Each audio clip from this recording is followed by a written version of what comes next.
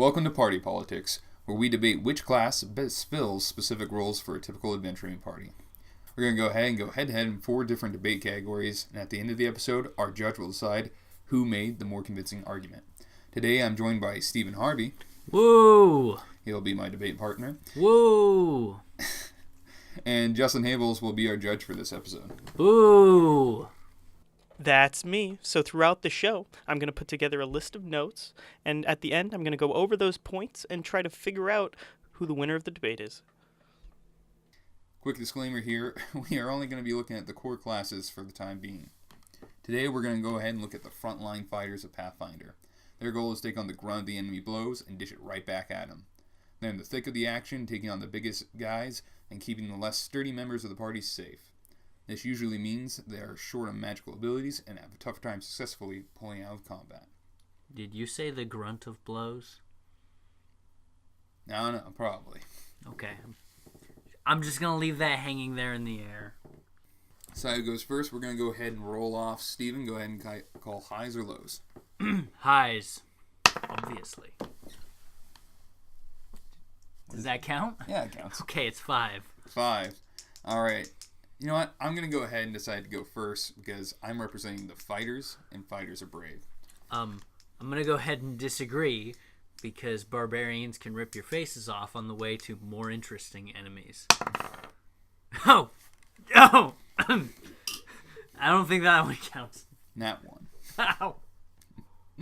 All right. Well, fighters are, of course, the all-purpose badass with the most amount of customizability, versatility. Excellent work. With a total of 21 feats, you get to make up your own playstyle all the time. There's a reason that they're called the fighters. It's because they're best at fighting. That all playstyle lets you play as a Barbie, right? Oh wait, no? Oh, you can't be a barbarian? Oh, that's alright. I guess you can settle for second class.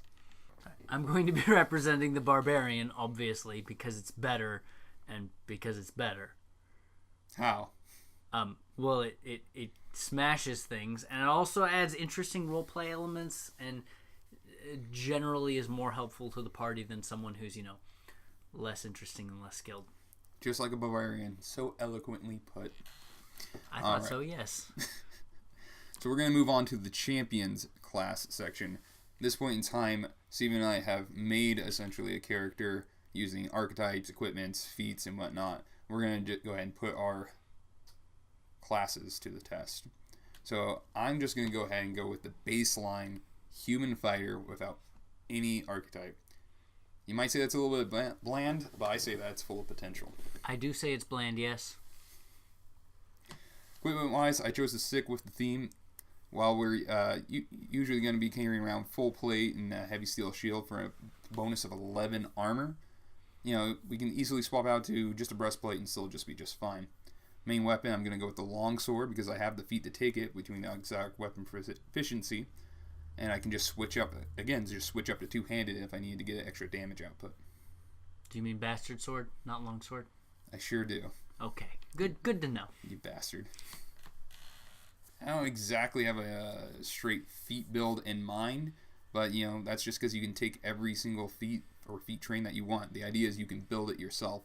You can take step up to harass the enemy caster. You can go ahead and take antagonize, draw in more tanking abilities, combat expertise to take more defense, and why not just throw in power attack? Everybody needs power attack. Okay, my champion is going to be a indomitable barbarian. I thought that was a rager. Indomitable rager, yeah. Indomitable rager barbarian. Step off my Kool-Aid. This archetype trades out a couple of smaller things like Trap Sense, which give a really good... I will admit Trap Sense gives a really good party support in the case of not having a rogue. And it also trades out a couple other smaller things, but the big point here is that it gives you half of your level in damage reduction.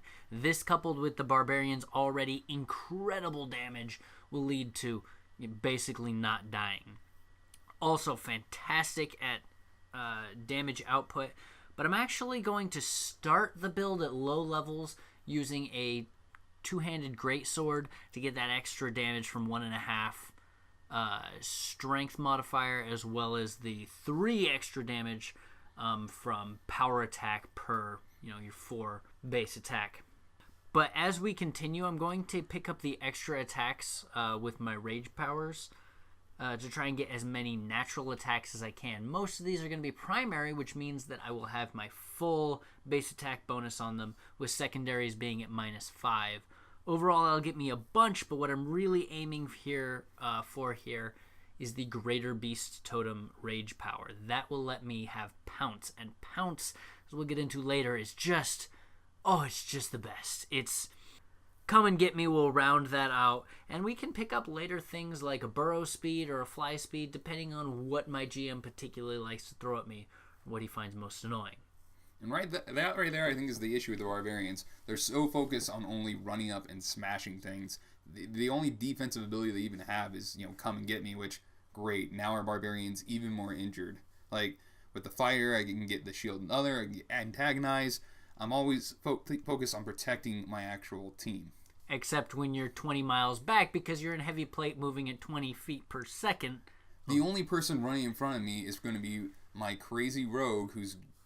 Let's be honest, we could go without the rogue being alive. That's fine, because me and the rogue will be up there shredding stuff while you're back there 2 miles back. Oh, and for being damaged, I don't think you understand how unkillable barbarians are. Just flat unkillable. I've seen a couple of barbarians die. Well, yeah, because they drown on fighter blood. Alright, we're going to go ahead and move on to the utility section. This section we're going to focus primarily on non-combat utility for exploring dungeons or gathering information around town. And again, one of the fighter's strongest aspects is the number of feats that they have. They can get a bunch of those useful utility feats such as Cosmopolitan and Iron Will. Having those extra languages or being able to actually make your will saves is great. Also, the fighter is just an endurance machine, unlike the barbarian, who has to have only so many rounds per day they can actually fight effectively using their rage powers. Whoa, Papa Bear, I'm pretty sure that you said this isn't combat, but you can cheat, it's fine. I'm talking about dungeon crawling, for several hours on end. I'm talking about, after the fight, not having to wait on a barbarian who's puffing and puffing because he's fatigued for twice as long as the fight lasted. Come on, that's pathetic. You're right. We can wait for the fighter who's like 20 feet back because he has slow speed. Oh, because we all know that Grandpa Wizard over there is just a speed demon. He is when he's on my shoulder, absolutely. I have better utility, obviously. The first thing we're going to go with is my class skills are just straight better. Typifying it with some fancy bits like survival and handle animal, but really punctuating it with perception. Perception is definitely the most used class skill, and it's very, very advantageous against your... Oh, wait, you don't have that, do you? Oh, that's gotta suck. I will say that perception is a damn useful utility to have, but everyone else in the party has perception. That's the one thing that I don't need to make sure I cover up. Additionally, you're underestimating the knowledge skills that I get with dungeoneering. How useful is it to have information on, a new enemy that you just came across? I'm sorry, I already killed it. You want to move on with that?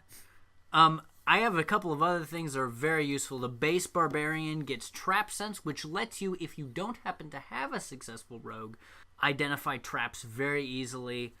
It's good. It's good. I don't have a snappy comeback for that one. Indomitable Will allows you to get extra will saves against spells, specifically enchantments, but most will saves from spells will be enchantments, especially if you happen to fight a lot of sorcerers and bards who like to mind control you.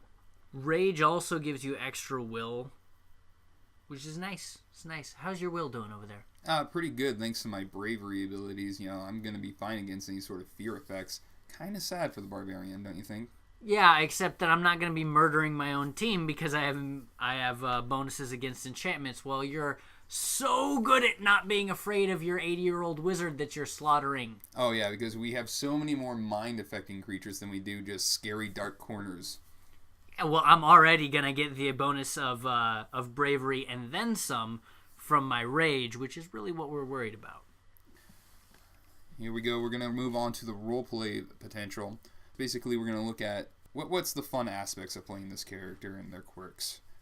And that's the thing, again, just the fighter's versatility. When you think about these heroes of lore, you would have to classify them as fighters almost all the time, with the exception of Conan being like the main go-to. You know, you get to really create your character. You're not going to be set on something. When you look at a barbarian, he is going to be a shardless barbarian. He is going to carry a big sword or a big axe. He's going to try and intimidate and start bar fights. These are just what barbarian players do. Boring! I'm sorry, man. But you got to admit, just I'm a guy in armor is not a great selling point for that. I get that you can make your own person and shape them, but we have actually complex characters to work with. Rage is a perfect tool for making duality a mechanically supported system. Let's take someone who's, say, suffering from PTSD, someone who's a once great warrior but trying to control themselves, trying to step away from the violent part of their life and get a handle on themselves, but unfortunately they continue to return to it. And when they really are under a great deal of stress, the rage comes through. Not only do they get dramatically better at just murdering things, but it also mechanically supports their inability to control themselves under all situations, because rage takes away, at least temporarily, the ability to use charisma and intelligence-based skills, which means your ability to think and reason goes out the window. But you definitely have those under other situations, like, you know, your average day-to-day. It's important to remember that this character is going to be trying to be a better person, or at least not always the Hulk. But if you want to, there's definitely no one who can do Conan or the Hulk better than the Barbarian. That's the thing, though. They're always stuck on being Conan or the Hulk. When's the last time you saw a barbarian with a positive intelligence or charisma modifier? It just does not happen, because there's no incentive for it. Now, you might want to brought up the fact that barbarians do get 4+ in skills compared to the fighters 2+ in skills. That's because they need it, because they're taking huge hints of that int score. There you go. Which we'll bring up later when we talk about the fighter being much more strapped for ability scores and attribute modifiers, depending. And that's just the difference between min-maxing and having a well-rounded character. That's it. The fighter doesn't have to pack, or the fighter has to pack everything into strength, con, dexterity, and intelligence in order to be able to pull their own weight. Whereas the barbarian doesn't, because he's getting dumped tons of strength and constitution on him without needing to sink anything into it. He's already going to be great at smashing and surviving regardless of what you put into it. He's also going to have twice as many points to sink into skills than the fighter will. He doesn't need to waste his time on that, which lets you make a more interesting, more versatile character without needing to really optimize or prioritize. I mean, certainly you can optimize, and if you want to smash someone, I definitely recommend you pick a barbarian if you're optimizing. But if you want to have a more interesting, individual, well-rounded character, you don't have to sink all of your points into your physical skills.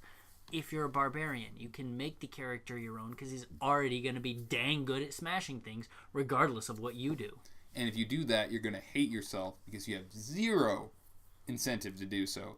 All the barbarians, everything the barbarian does, between power attack, rendering armor useless, it's all based around upping your strength and upping your con, so that with not having your AC. Except for all of the anti-spell abilities. Oh, and Trap Sense. Oh, and Indomitable Will. Oh, you're right. Fast movement there. Of course. It's just meant to smash people. You're right. My bad. Couldn't see how I thought of that. We're going to bring it almost to a wrap and bring up our closing statements, the overall fun section.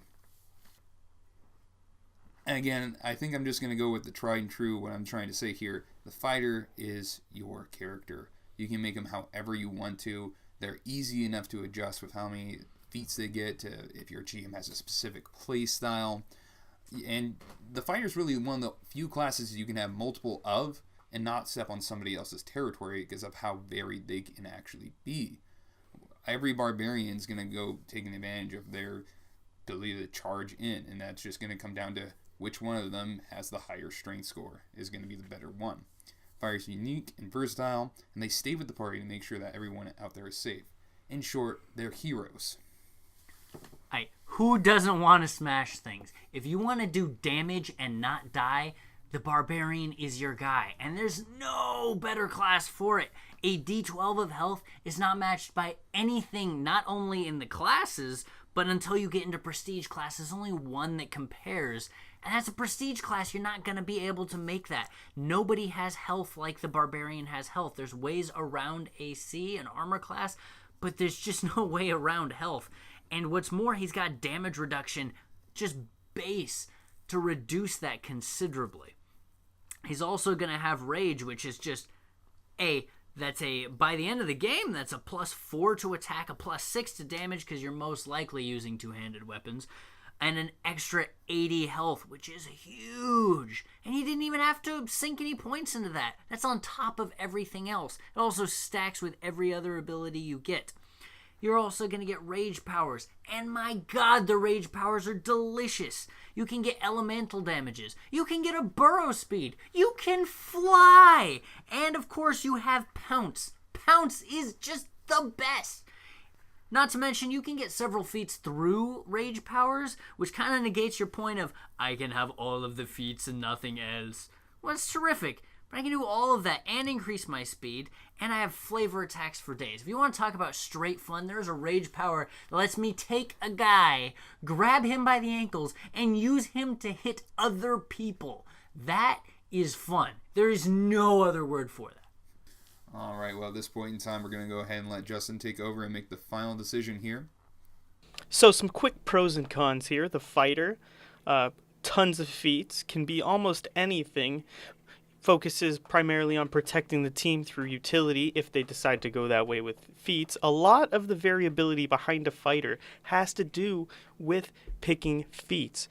And in some cases, a player isn't going to spread wide and try to do a bunch of things. They're going to more focus on things. And that focus is really what makes the fighter something that can be put into almost any party. However, as Steven said during the debate, they may rely on several attributes if they decide to spread out their feat path. So in that sense, they sort of fall behind in whatever they're trying to do because they're trying to play catch up in several different areas. Now, the pros and cons for a barbarian, they shred everything. There's really nothing that comes close. They can survive forever. They have health forever. Trap sense keeps them safe. The damage reduction is one of the most powerful things in the game. They're pretty easy to build as they really only focus on smashing, hack and slashing, and their rage allows them to do so much. However, they are really fantastic at smashing and only smashing. I mean, you can do other things with a barbarian, but you sort of fall behind a various amounts of other classes. But since we're talking mainly in this podcast here about Frontline, the brunt of blows, not the grunt, the brunt, and being in the thick of it, we don't really need to focus on a barbarian or fighter's out of combat thing that was suggested in this debate. Now, barbarians have a big con, and that is after raging, you become fatigued. Now, there are ways to get around that, and that does make it extremely useful in some cases, although I don't think in the core you can do that. I could be totally wrong. Quick little rundown here. A barbarian will hit like a truck straight out of the box and give just a ton of physical strength and ability. They have meat that goes on forever given their health, and when they rage they have so much more. And because they're quicker, they have that unfortunate tendency of being the first one in and, well, maybe the last one out. Depends. But, they like to take that damage. And honestly, playing it, although this wasn't really talked about, they require a little bit of planning, a little bit of math, because they've got non-rage, rage, fatigue. You got to keep track of a lot of things. With the fighter, you can pick how you play. You can pick your gimmick. You can go down any feat path, do whatever you want, chain anything together. You have the ability to do anything. And, that's great. That variability is fantastic with a fighter. But that also means that out of game, you have to do your homework. You need to figure out how you're planning to build your fighter. A fighter, even though they have that 21 feats being human fighter, you can't just pick willy-nilly. You need to make a decision, and that's extremely hard. So I think for something like this, if we're solely discussing the brunt of blows, being in the thick of it, a barbarian and the invulnerable rager on top of that with how much DR that gets is the way to go. I have to go with Steven here and pick the barbarian as the frontline fighter. Oh. I knew it from the start. I knew that you were a good guy, Abels. I knew it. I'd like to thank my cat and my wife and everyone except for you. You, Shadwick, you're just so wrong. It's beautiful.